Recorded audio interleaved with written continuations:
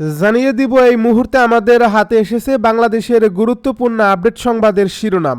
শুরুতেই থাকছে ওসমান হাদির উপর হামলায় ব্যবহৃত পিস্তল সহ গুলি উদ্ধার। ওসমান হাদির উপর হামলার ঘটনায় একজনকে আটক করছে র্যাব 11। পাশাপাশি অভিযানে হামলায় ব্যবহৃত পিস্তল সহ বিপুল পরিমাণ গোলাবারুদ উদ্ধার করা হয়েছে। মঙ্গলবার 11টার দিকে নরসিংদী তরুয়া বিল থেকে এসব উদ্ধার করা হয় বলে জানান তারা। এবারে জানিয়ে দিব বিজয় দিবসের দোয়া অনুষ্ঠানে বিএনপি নেতার মৃত্যু। এদিকে নির্বাচনকে কেন্দ্র করে পর্যবেক্ষণ মিশন পাঠাচ্ছে ইইউ। বাংলাদেশের আসন্ন ত্রয়োদশ জাতীয় সংসদ নির্বাচন পর্যবেক্ষণে একটি পূর্ণাঙ্গ মিশন নিয়োজিত করছে ইউরোপীয় ইউনিয়ন। এবারে জানিয়ে দিব ভোলায় বিএনপি জামাত সমর্থকদের উত্তেজনা, আহত 5। সব শেষে জানিয়ে দিব আমাকে বিদায় দিতে দয়া করে কেউ এয়ারপোর্টে যাবেন না, বলছে বিএনপি নেতা তারেক রহমান। এতক্ষণ শুনছিলেন হাতে থাকা আপডেট সংবাদের শিরোনাম, এবারে বিস্তারিত। তবে তার আগে অনুরোধ রইল ভিডিওটিতে একটি লাইক এবং কমেন্ট করে জানিয়ে দিন ভিডিও সম্পর্কে আপনার মূল্যবান মতামত। আরও জানিয়ে দিন ভিডিওটি কোথা থেকে দেখছেন বা কোন জেলা থেকে দেখছেন। ওসমান হাদির উপর হামলায় ব্যবহৃত পিস্তল সহ গুলি উদ্ধার। ওসমান হাদির উপর হামলার ঘটনায় একজনকে আটক করছে র্যাব 11। পাশাপাশি অভিযানে হামলায় ব্যবহৃত পিস্তল সহ বিপুল পরিমাণ গোলাবারুদ উদ্ধার করা হয়েছে। মঙ্গলবার 11টার দিকে নরসিংদী তরুয়া বিল থেকে এসব উদ্ধার করা হয় বলে জানান তারা। গ্রেপ্তারকৃত ব্যক্তির নাম মোহাম্মদ ফয়সাল 25। তিনি মৃত আমিনুল হকের ছেলে।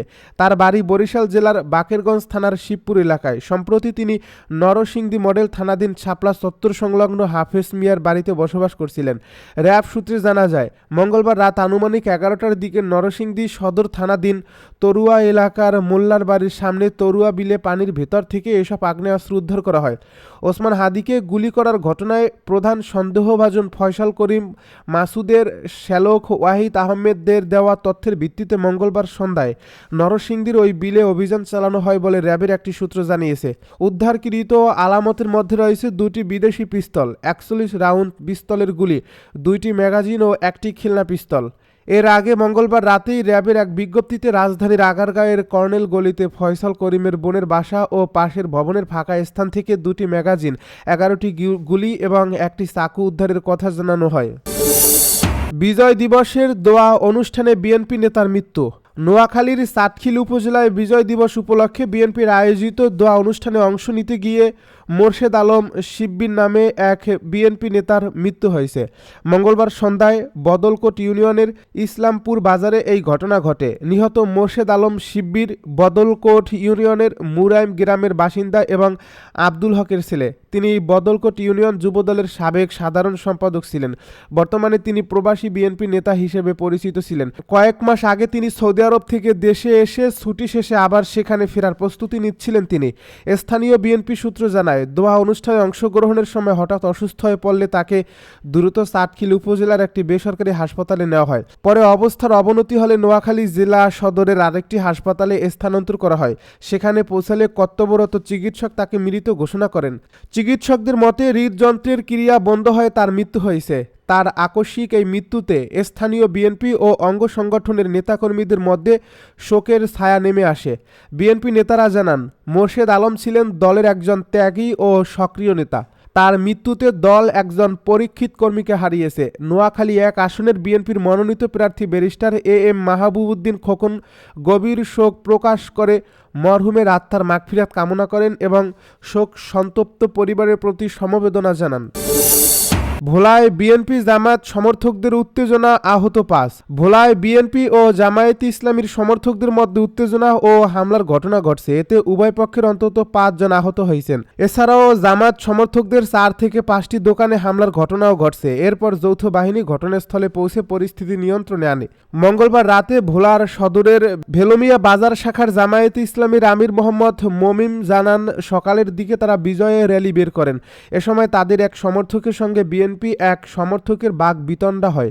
পরে হাতাহাতির ঘটনা ঘটে। এ ঘটনার রেস ধরে সন্ধ্যার দিকে বিএনপি নেতাকর্মীরা মিছিল নিয়ে জামায়াতের সমর্থকদের 5টি দোকানে হামলা ও ভাঙচুর চালায়। এতে তাদের কয়েকজন সমর্থক আহত হন। অন্যদিকে ভেলুমিয়া ইউনিয়ন বিএনপির সভাপতি ইউনুস কমান্ডার জানান, সকালে জামায়াতের লোকজন বিএনপির এক কর্মীকে মারধর করে, কিন্তু তারা কিছু বলেনি। সন্ধ্যার দিকে তারা বিজয় মিছিল বের করে ভেলুমিয়া স্কুলের গেটের সামনে গেলে জামায়াতে ইসলামীর লোকজন ইট পাটকেল ছোড়ে। এতে উভয় পক্ষের মধ্যে হাতাহাতি হয়। বিএনপির 3 জন আহত হয়েছেন, তবে কোনো দোকান ভাঙচুর করা হয়নি। নির্বাচনকে কেন্দ্র করে পর্যবেক্ষণ মিশন পাঠাচ্ছে ইইউ। বাংলাদেশের আসন্ন ত্রয়োদশ জাতীয় সংসদ নির্বাচন পর্যবেক্ষণে একটি পূর্ণাঙ্গ মিশন নিয়োজিত করছে ইউরোপীয় ইউনিয়ন। মঙ্গলবার ইইউর কূটনৈতিক কার্যক্রমের শাখা দ্য ইউরোপিয়ান এক্সটার্নাল অ্যাকশন সার্ভিসের ওয়েবসাইটে এই সংক্রান্ত তথ্য প্রকাশ করা হয়েছে। বাংলাদেশি কর্তৃপক্ষের আনুষ্ঠানিক আমন্ত্রণে সাড়া দিয়ে ইউরোপীয় কমিশনের হাই রিপ্রেজেন্টেটিভ কাজা কালাশ 2026 সালের 12 ফেব্রুয়ারি অনুষ্ঠিতব্য সংসদ নির্বাচন পর্যবেক্ষণে এই ইলেকশন অবজারভেশন মিশন নিয়োজিত করার সিদ্ধান্ত নিয়েছেন। এই মিশনের প্রধান পর্যবেক্ষক হিসেবে ইউরোপীয় পার্লামেন্টের সদস্য ইভারস ইজাবসকে নিয়োজিত করা হয়েছে। প্রধান পর্যবেক্ষক ইভারস ইজাবস বাংলাদেশ ইইউর নির্বাচন পর্যবেক্ষণ মিশনের নেতৃত্ব দেওয়ার সুযোগ পাওয়ায় সম্মানিত বোধ করছেন বলে জানিয়েছেন। তিনি বলেন, এই মিশন নির্বাচনী প্রক্রিয়ার একটি স্বাধীন ও পক্ষপাতহীন মূল্যায়ন করবে। ইজাবস আরও উল্লেখ করেন যে এই মিশন বাংলাদেশের জনগণ এবং শক্তিশালী গণতান্ত্রিক প্রতিষ্ঠান, আইনের শাসন ও মানবাধিকারের প্রতি তাদের আকাঙ্ক্ষার প্রতি ইউরোপীয় ইউনিয়নের সমর্থনের একটি বাস্তব দৃষ্টান্ত হবে। আমাকে বিদায় দিতে দয়া করে কেউ এয়ারপোর্টে যাবেন না, বলছে বিএনপি নেতা তারেক রহমান। বিএনপির ভারপ্রাপ্ত চেয়ারম্যান তারেক রহমান বলেছেন, 25 তারিখেই ইনশাল্লাহ আপনাদের দোয়ায় আল্লাহর রহমতে আমি দেশে ফিরে যাব। কিন্তু এইখানে উপস্থিত প্রত্যেকটি মানুষের কাছে আমার অনুরোধ, আপনারা সেদিন কেউ দয়া করে এয়ারপোর্টে যাবেন না। কারণ এয়ারপোর্টে গেলে একটা হট্টগোল তৈরি হবে এবং মানুষ জানবে এরা সব বাংলাদেশি। দেশের সুনাম নষ্ট হবে, দলের সুনাম নষ্ট হবে। মঙ্গলবার লন্ডনে যুক্তরাজ্য বিএনপি আয়োজিত বিজয় দিবস উপলক্ষে এক আলোচনা সভায় দেওয়া বক্তব্যে তিনি এসব কথা বলেন। তারেক রহমান বলেন, প্রিয় ভাই ও বোনেরা, আপনাদের সাথে আমি দীর্ঘ 18 বছর ছিলাম। এই দীর্ঘ সময়ে বিভিন্ন অনুষ্ঠানে বহু মানুষের সাথে দেখা হয়েছে। আপনাদের সাথে বহু স্মৃতি রয়ে গেছে। আপনাদের সাথে বহু দুঃখ কষ্ট শেয়ার করছি। বিএনপির ভারপ্রাপ্ত চেয়ারম্যান বলেন, যারা সেদিন এয়ারপোর্টে যাবেন না, আমার আজকের এই অনুরোধ যারা রাখবেন, আমি ধরে নেব তারা দল এবং সর্বোপরি দেশের স্বার্থে সম্মানের প্রতি মর্যাদা রাখবেন। আর আমার মানা করা সত্ত্বেও যারা যাবেন, আমি ধরে নিতে বাধ্য হব তারা ব্যক্তিগত স্বার্থের জন্য সেখানে গিয়েছেন।